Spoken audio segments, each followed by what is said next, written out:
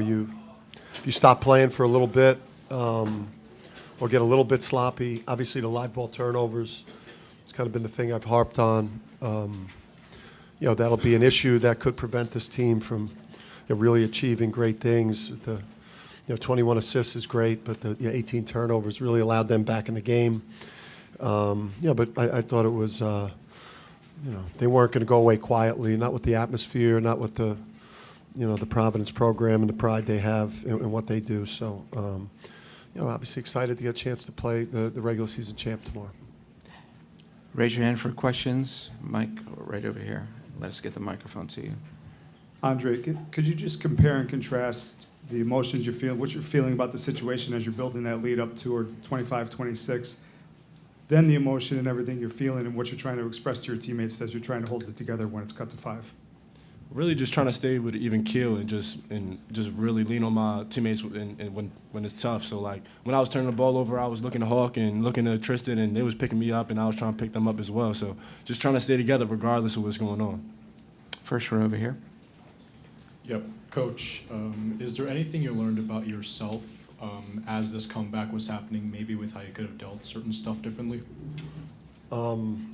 Yeah, I think a technical foul might have been really bad. So that might have happened in the past based on, I thought that what got them back in the game was our sloppiness with the ball, and then, also us fouling, and then our inability to, really shoot a free throw in the game.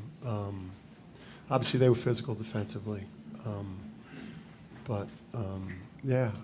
We played unbelievable for 28 minutes.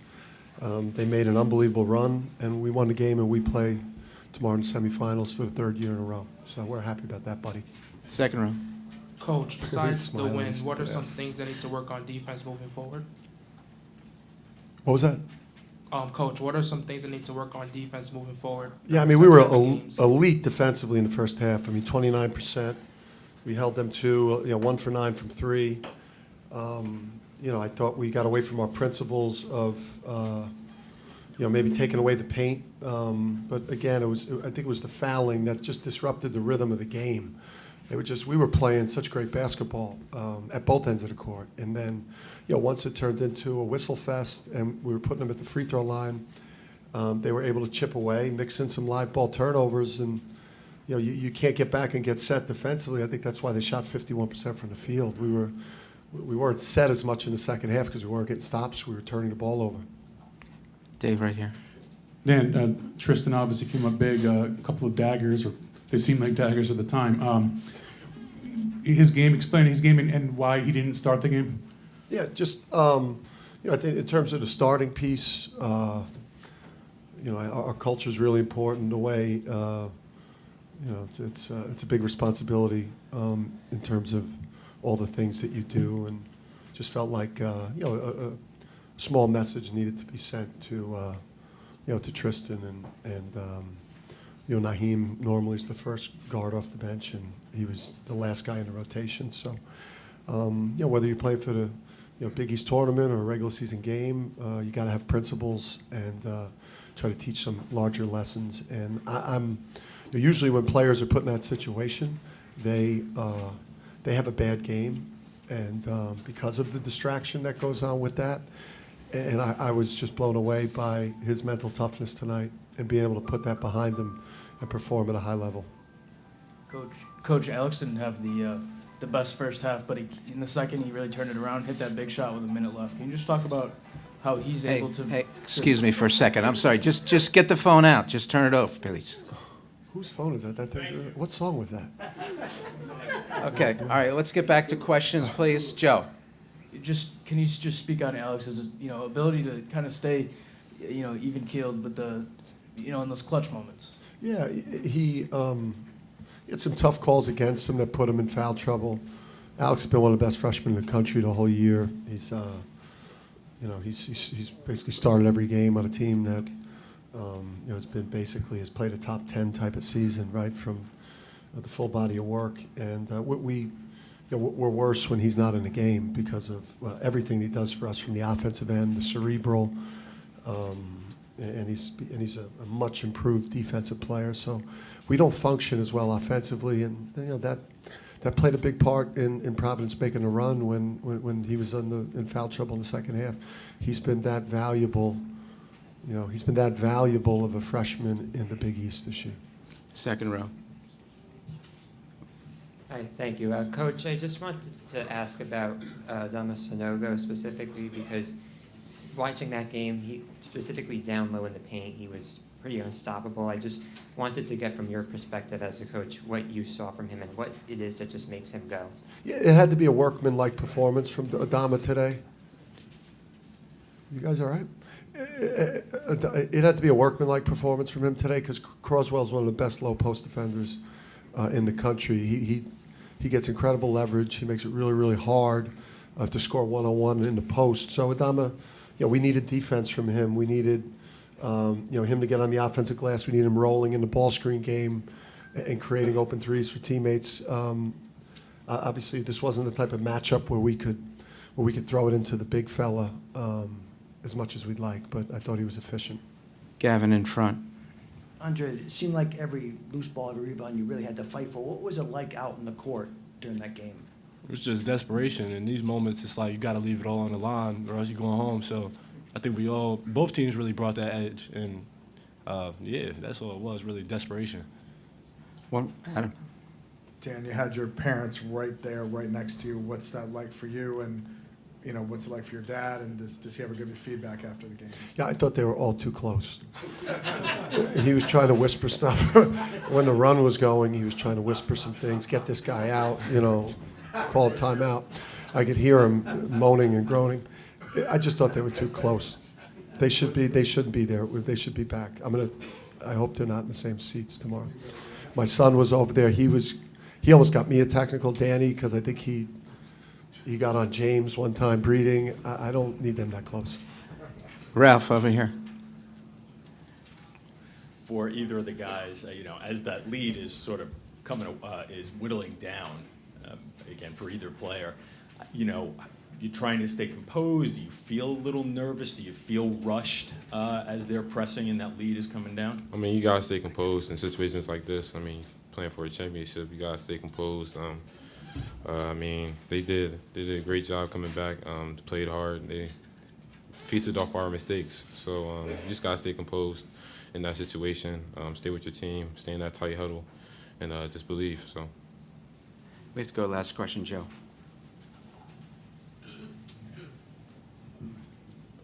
Jordan, playing instead of watching, was it everything you expected, or was it, were the emotions a little different?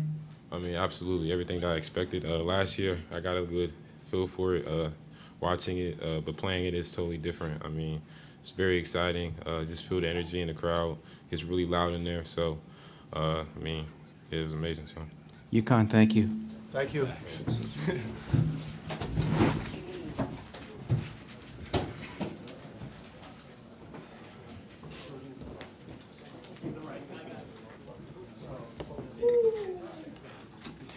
It's going to be Bryce Hopkins and Coach Ed Cooley for the Friars. All right.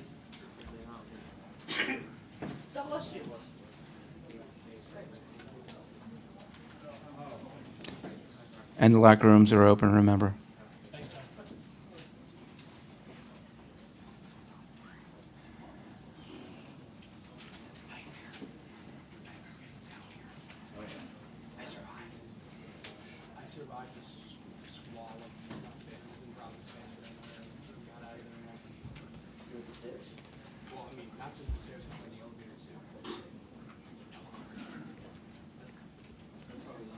Hey, excuse me.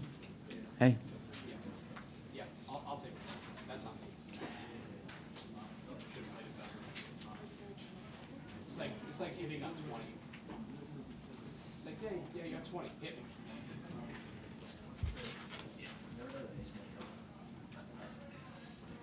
Here, you have 21. Hit me.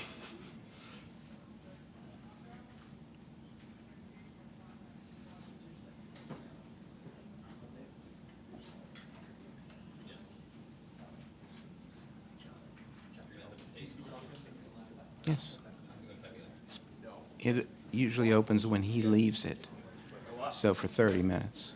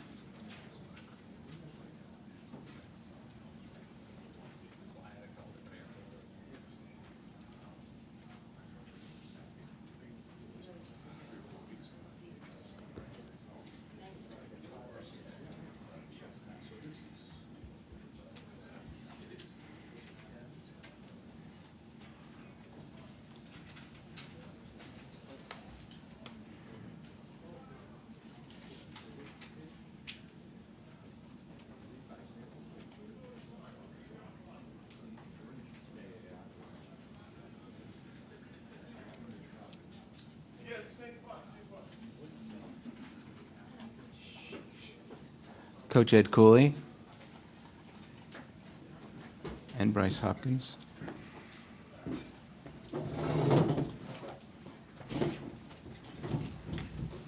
Whenever you're ready.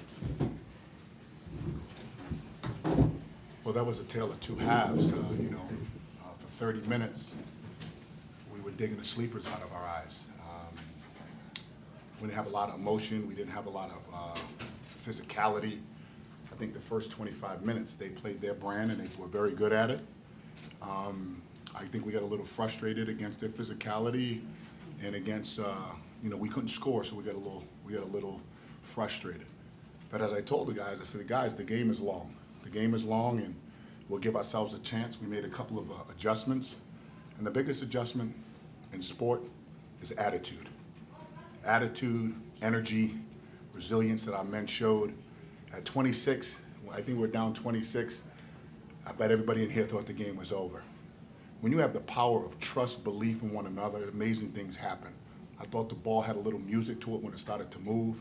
Sound like little Barry White out there when the ball was moving. Everybody's voice got deep. Everybody got energy off of it, right? So, credit Connecticut, they're playing as well as anybody in the country, right? They made some big-time shots. Our defense still has to improve. But I was proud of our guys on how we responded. I was really proud of our guys on how we responded. It's a lot of teams that would have been a 35 to 40-point loss. Goes to tell you the fight of the organization of our players. So, I definitely know we're a tournament team for sure. We're 100% a tournament team. And this league has several tournament teams. Just to play in this building with the energy and excitement. This is a quarterfinal game on a Tuesday, at 2:30. Tell me another arena in America, another conference in America that has this level of excitement for a game like this. That's why the Big East is special.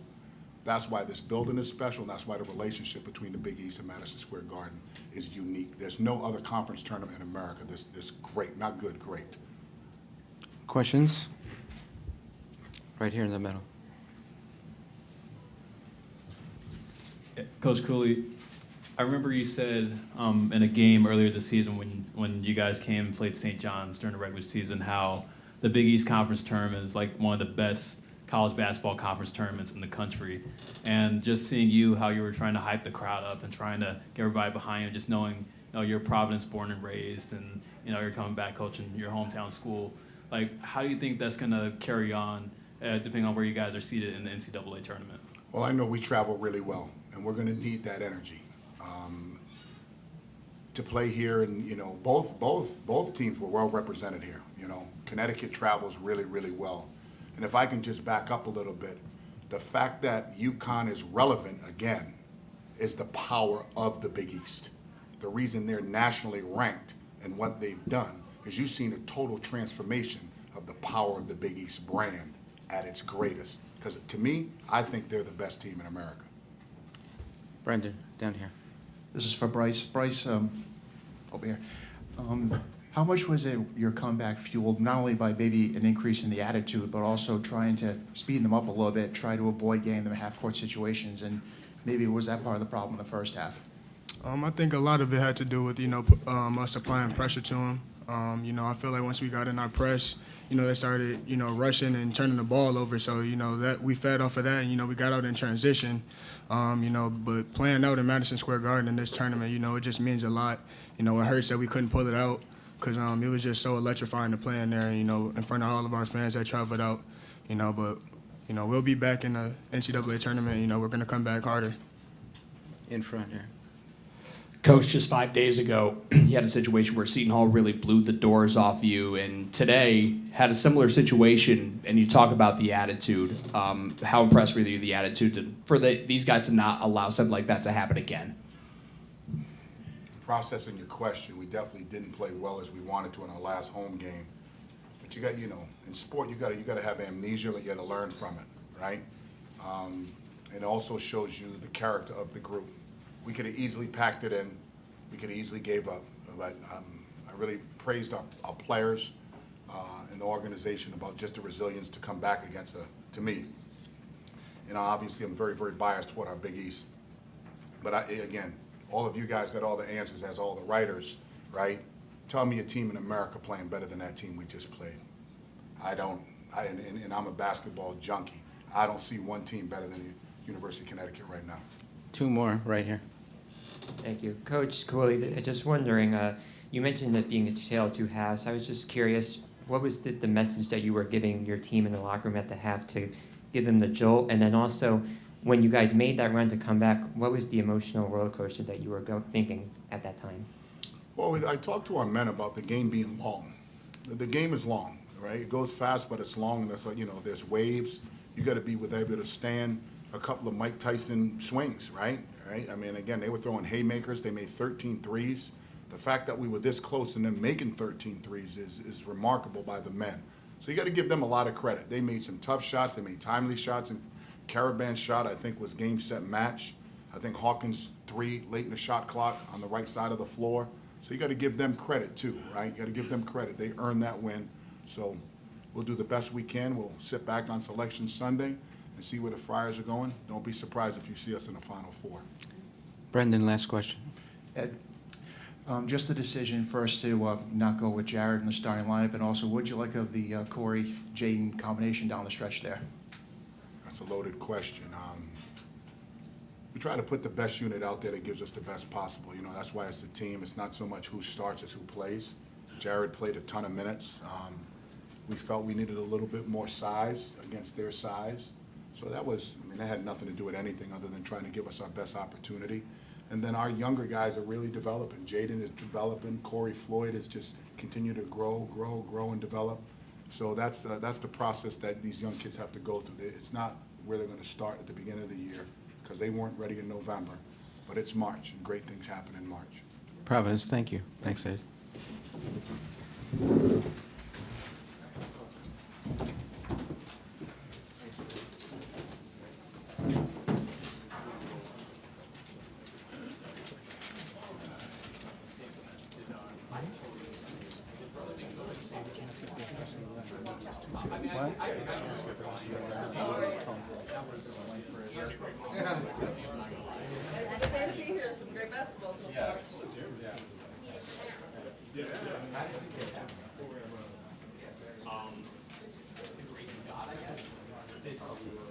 Were you aware of what was happening upstairs?